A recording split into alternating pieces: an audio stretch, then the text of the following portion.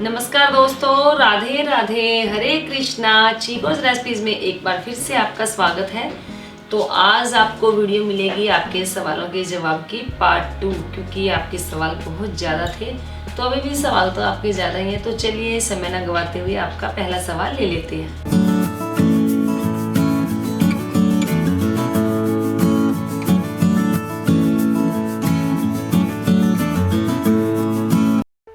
Subscribe करें chikoo recipes को और बेल आइकन को टैप करें मेरी हर वीडियो सबसे पहले देखने के लिए। पहला सवाल है स्वाति अग्रवाल का कि राधे राधे मैम, मेरा एक प्रश्न है कि मैंने जब लड्डू गोपाल की सेवा शुरू की मुझे बहुत आनंद आया। थोड़े टाइम बाद वो भाव और आस्था कम हो गई, ऐसा क्यों होता है? सेवा शुरू करनी आसान है, बट सेम आस्था और भाव से कंटिन्यू रखना मुश्किल है। प्लीज़ मार्गदर्शन करें। तो आपने बोला राधे राधे, तो जी सबसे पहले तो आपको राधे राधे। और आपने जो सवाल किया है, अभी जो कल वीडियो सवाल जवाब की पार्ट 1 मैंने आप लोगों को दिया, तो उसमें भी सेम यही क्वेश्चन था, सवाल था। तो सवाल लंबा था, तो उसका जो मैंने जवाब है वो भी काफ़ी बड़ा दिया था। तो थोड़ा अगर वो रिपीट करूँगी तो फिर से जो वीडियो है बहुत लंबी हो जाएगी। तो बेहतर यही होगा कि आप वहाँ जाकर उस वीडियो में पहला सवाल देखें। फिर भी थोड़ा सा आपको बता देती हूँ। तो सबसे पहले आपको ये बता दूँ कि ये होना एक स्वाभाविक है कि पहले हम जब गोपाल जी या कोई भी विग्रह घर में लाते हैं, बड़े आनंद से उनकी सेवा करते हैं। फिर थोड़े टाइम बाद हमें वो एक बोझ लगने लग जाते हैं। तो ऐसा होना स्वाभाविक है, हर किसी के साथ होता है। लेकिन आप अपनी पूजा में जुड़े रहें। तो इसीलिए तो कहा गया कि सभी की सेवा करनी आसान है। आप अपने घर में सब काम कर लेंगे, सिर्फ और सिर्फ जो भगवान है उनकी चाकरी करना, यानी कि उनका नौकर बनना बहुत मुश्किल है। वो भी तब जबकि वो कुछ ना मांगते हैं, ना कुछ बोलते हैं, ना कुछ हमसे कहते हैं।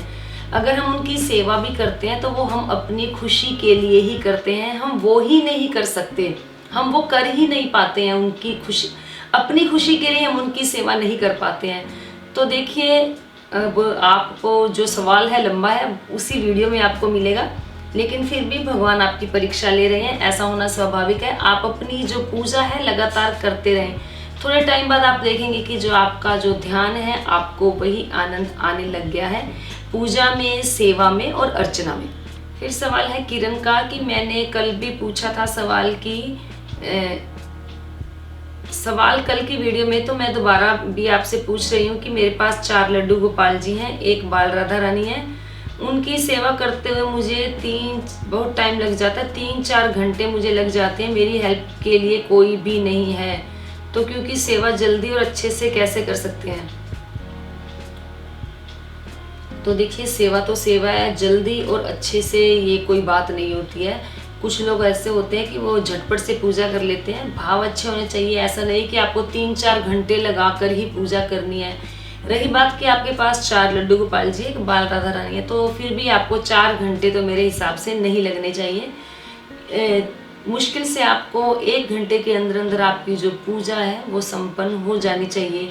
बाकी पूजा भावों से की जाती है, ऐसा नहीं कि आप पूजा में बैठे हुए 3-4 घंटे अपनी पूजा में लगाने ही लगाने हैं और ध्यान सारा आपका आपकी किचन में है कि आपको अब ये काम करना है, अब आपको ये काम करना है, जल्दी से पूजा कर लो, ये काम करना है। उससे तो बेहतर यही है कि अपने दिमाग को शांत करके, मन को शांत करके, कंसंट्रेशन से आप सिर्फ आधा घंटा भी पूजा कर लेंगे, वो भी आपके लिए फलदायी होगी। फिर सवाल है सोनू कुमारी का कि राधे राधे दीदी, आपसे एक सवाल करना है। मैं अपने लड्डू गोपाल को सर्दी में आफ्टरनून को नहीं सुलाती, तो दीदी जी आप बताओ कि सर्दी में भी उनको रेस्ट कराना चाहिए क्या? प्लीज़ दीदी जवाब दो। एक बात और बताना चाहती हूँ कि 14 मार्च को मेरे गोपाल जी भी आ जाएंगे। मैं बहुत खुश हूँ क्योंकि 16 मार्च को मेरे हस्बैंड का बर्थडे है, तो उस दिन मैं उनकी स्थापना करूँगी। लड्डू तो मेरे पास है, अब गोपाल भी मंगवा लिए हैं। प्लीज़ मेरे सवाल का जवाब दें। तो जी ये आपकी इच्छा है, अगर आपने सर्दियों में उन्हें दोपहर में नहीं सुलाना तो ना सुलाएं। ये टोटली आपकी इच्छा पर डिपेंड करता है। जैसे मैं भी सर्दियों में गोपाल जी को दिन में आराम नहीं करवाती हूँ, यानी कि उन्हें सुलाती नहीं हूँ। मानसिक रूप से बोल देती हूँ कि थोड़ा सा आप विश्राम कर लीजिए। हाँ, जब गर्मियाँ होती है, सुस्ती ज़्यादा आती है, तो गर्मियों में मैं उनको थोड़ा सुला देती हूँ। तो आपके घर एक और गोपाल जी आ रहे हैं, तो आपको गोपाल जी के आने की बहुत बहुत बधाई। तो 16 मार्च को आपके हस्बैंड का बर्थडे है, तो मेरी तरफ से एडवांस में उनको हैप्पी बर्थडे। ठाकुर जी आपके घर पर और आप सब पर अपनी कृपा दृष्टि बनाए रखे। फिर सवाल है आपका, इसमें कोई नाम नहीं है। तो हेमा जी, मेरी एक कन्फ्यूज़न है कि कुछ लोग कहते हैं कि घर में पत्थर की मूर्ति नहीं स्थापित करनी चाहिए, पर मेरा मन है, आपका क्या कहना है? तो जी, मैं तो यही कहूँगी कि आप अपने घर में पत्थर की मूर्ति, पत्थर का जो विग्रह है वो अपने घर में स्थापित कर सकते हैं, क्योंकि जो मेरे घर में भी विग्रह है, विराजमान है, वो मार्बल के ही हैं। फिर सवाल है वरुण का कि इतनी पूजा पाठ करते हैं हमारे घर में, पर भगवान हमारी सुनते ही नहीं हैं, मन दुखी होता है, क्या करें आंटी जी, आप ही बताएं। तो देखिए, भगवान सबकी सुनते हैं, और रही बात जैसे आपकी कोई इच्छा है पूरी नहीं हो रही है, तो हो सकता है वो आपके फ़ायदे के लिए हो, क्योंकि माँ भी जब अपने बच्चों की कोई इच्छा नहीं पूरी करती तो माँ को पता होता है कि ये चीज़ हमारे बच्चे के लिए नुकसानदायक है। अगर वो जो ख़राब चीज़ जिद करके ले भी लेता है, तो जो उसके जो रिज़ल्ट हैं वो ख़राब ही निकलते हैं। तो आप भी हमेशा यही सोचें, हमेशा पॉजिटिव रहें, और ये सोचें कि अगर भगवान हमें आज कोई चीज़ नहीं दे रहा, तो हो सकता है उसमें हमारा ही फ़ायदा हो। और अगर आज आपको कोई नुकसान भी हो रहा है फाइनेंशियली, या कोई भी नुकसान हो रहा है, तो हो सकता है इससे ज़्यादा कुछ नुकसान होना था जो थोड़े में ही होकर रह गया। बाकी सारी तो अपनी अपनी आस्था की बात है, अपने अपने विश्वास की बात है, और अपने अपने भावों की बात है। तो जितना ज़्यादा भगवान पर विश्वास करेंगे, आपके लिए जो प्रॉब्लम्स हैं उतनी नहीं आएंगी, और आपकी जो सॉल्यूशन है वो भी निकल जाएंगे, क्योंकि इसके अलावा और कोई चारा भी नहीं रह जाता। क्योंकि अंत में आकर हम यही कहते हैं कि भगवान को जो मंजूर है वही होगा। फिर सवाल है रिया त्यागी का कि मेरे पास शिव परिवार है लेकिन शिवलिंग नहीं है। तो जी, कोई बात नहीं है, अगर आपके पास शिव परिवार है तो आप शिव परिवार की ही पूजा करें। जैसे अभी 11 तारीख को शिवरात्रि आ रही है, तो आपके पास शिव परिवार है तो शिव परिवार की पूजा कर ले। अगर शिवलिंग लाना चाहते हैं तो शिवरात्रि के दिन आप शिवलिंग लाकर उनकी स्थापना कर सकते हैं। फिर सवाल है ओपी सुशांत का कि क्या लड्डू गोपाल जी की वस्त्र रोज धोने चाहिए। तो जी नहीं, लड्डू गोपाल जी की जो पोशाक है वो धोई नहीं जाती है, क्योंकि मार्केट की बनी होती है, उसके अंदर गोटा किनारी लगा होता है, बुकरम लगी होती है। धोने से जो बुकरम है श्रिंक हो जाती है, गोटा किनारी हट जाती है। तो जो मार्केट की बनी हुई पोशाक है उसे आप डेली नहीं धो सकते हो। फिर सवाल है शुभी सक्सेना का कि मुझे राधा कृष्ण लेने पर मेरा मन में जैसा रूप है उनका वैसा कहीं नहीं मिल रहा है, आप प्रे करिए कि मुझे वैसे जल्दी मिल जाएं। तो जी, मैं तो यही प्रे करूँगी कि जैसे आपको ठाकुर जी चाहिए, राधा रानी चाहिए, आपके घर में वैसे विराजमान हो, और बाकी जिस रूप में उन्हें आपके घर आना है आप वो उसी रूप में आएंगे, तो फिर आपको वो ही अच्छे लगने लग जाएंगे, क्योंकि वो ही छवि आपकी आंखों को भाने लग जाएगी। फिर सवाल है राहुल शर्मा का कि मुझे आपसे एक फेवर चाहिए कि एकादशी का व्रत कब से शुरू करें, विधि क्या है, तुलसी की पूजा कर सकते हैं। तो जी, एकादशी के दिन तुलसी में जल नहीं चढ़ाया जाता, तुलसी में दिया लगाया जाता है, तुलसी जी की पूजा अर्चना की जाती है। और रही बात एकादशी का व्रत कब से शुरू करें, तो मैं काफ़ी बार आप लोगों को बता ही चुकी हूँ कि जो एकादशी का व्रत है आप मोक्षदा एकादशी से शुरू कर सकते हैं, या उत्पन्ना एकादशी, जिस दिन एकादशी की उत्पत्ति हुई थी तब शुरू कर सकते हैं शास्त्रों के अनुसार। लेकिन जो उत्पन्ना एकादशी से शुरू करते हैं या मोक्षदा एकादशी से शुरू करते हैं, वो लोग करते हैं जिन्होंने पूरे 1 साल व्रत करके उद्यापन करना होता है। तो बीच में एक बार भी एकादशी का व्रत नहीं छोड़ा जाता। तो अच्छे कामों के लिए देर नहीं करनी चाहिए। और मैंने ये भी कहा है कि जो व्रत है वो शुक्ल पक्ष में शुरू करने चाहिए शास्त्रों के अनुसार। लेकिन मेरा नज़रिया यही है कि शुभ काम के लिए, अच्छे काम के लिए, भगवान के कामों के लिए कभी भी देर नहीं करनी चाहिए। तो काल करे सो आज करे सो पल में परलय होएगी, बहुरी करेगो कब। तो जी, अभी जो एकादशी विजया एकादशी आएगी उसी दिन आप ये अपना जो व्रत है शुरू कर सकते हैं। फिर सवाल है शालिनी गर्ग का कि आंटी जी मैंने आपको बहुत बार पूछा है लेकिन आपने नहीं बता रही हैं, बता दीजिए विजया एकादशी के बारे में और एकादशी व्रत कैसे करते हैं ये भी बता दीजिए। तो जी मैं हर बार एकादशी पर वीडियो डालती हूँ। एकादशी की कथा अलग अलग हो जाती है, प्रोसीजर सेम होता है, व्रत कैसे किया जाता है वो सब सेम होता है, पूजा पाठ कैसे की जाती है वो भी सेम ही होता है। फिर भी थोड़ा सा आपको विजया एकादशी के बारे में बता देती हूँ, वैसे आपको वीडियो मिल जाएगी। विजया एकादशी 9 तारीख को मंगलवार को है। तो कहा जाता है कि भगवान श्री राम ने लंका पर विजय पाने के लिए समुद्र के किनारे विजया एकादशी का व्रत किया था और विजया एकादशी की पूजा अर्चना भी की थी। तो जैसा कि इसका नाम है विजया एकादशी, तो एकादशी का व्रत, इस एकादशी का व्रत करने से सब तरफ आपको विजय ही विजय मिलती है, आपको कभी हार का सामना नहीं करना पड़ता। और जो एकादशी का व्रत है ये भगवान श्री हरि को, भगवान श्री कृष्ण को बहुत प्रिय है और सभी व्रतों में एकादशी का व्रत सर्वश्रेष्ठ है। तो बाकी विजया एकादशी की वीडियो आपको मिल जाएगी। फिर सवाल है जिया देवगन का कि हमारे घर में प्याज लहसुन खाने में डालते हैं तो मैं फलों का भोग लगाऊं, प्लीज़ बताइए। तो जी अगर आपके घर में प्याज लहसुन खाया जाता है तो फलों का भोग ठाकुर जी को लगा सकते हैं, दूध का भोग लगाएं, बाजार का बना हुआ सामान जैसे मठरी होगी, नमक पारे हो गई या कुछ मीठा सामान होता है उसका भोग लगा सकते हैं। नहीं तो सिंपल प्लेन पराठे बनाए ठाकुर जी को दही चीनी के साथ खिला सकते हैं, नमक वाली दही के साथ भी खिला सकते हैं।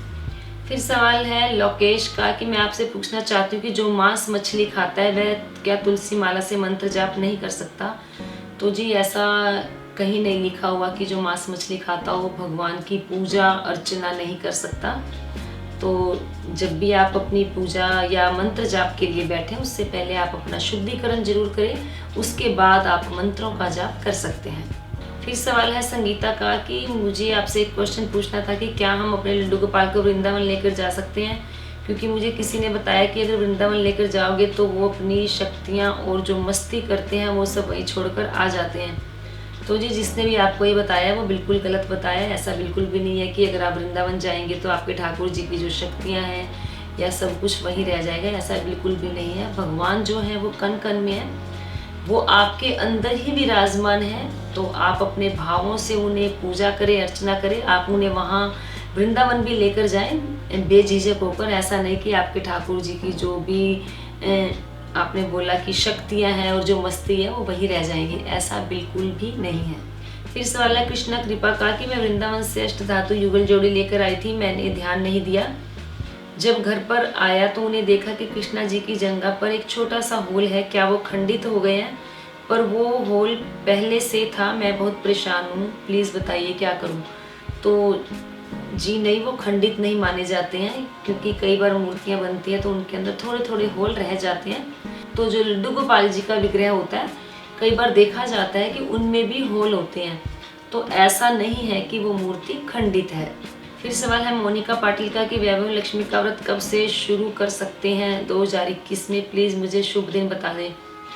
तो जी देखिए, एक तरफ तो आप कह रहे हैं कि आपने लक्ष्मी जी का व्रत करना है, दूसरी तरफ से आप बोल रहे हैं कि शुभ दिन क्या है। तो जी दिन सारे ही शुभ होते हैं भगवान के कामों के लिए। और बाकी मान लो आपने शुक्ल पक्ष में व्रत शुरू करने हैं लेकिन कोई ऐसा मौका पड़ गया कि आप शुरू नहीं कर पाए किसी कारणवश, तो फिर आप क्या करेंगे? तो फिर वही बात आ जाती है कि अच्छे कामों के लिए देर नहीं करनी चाहिए।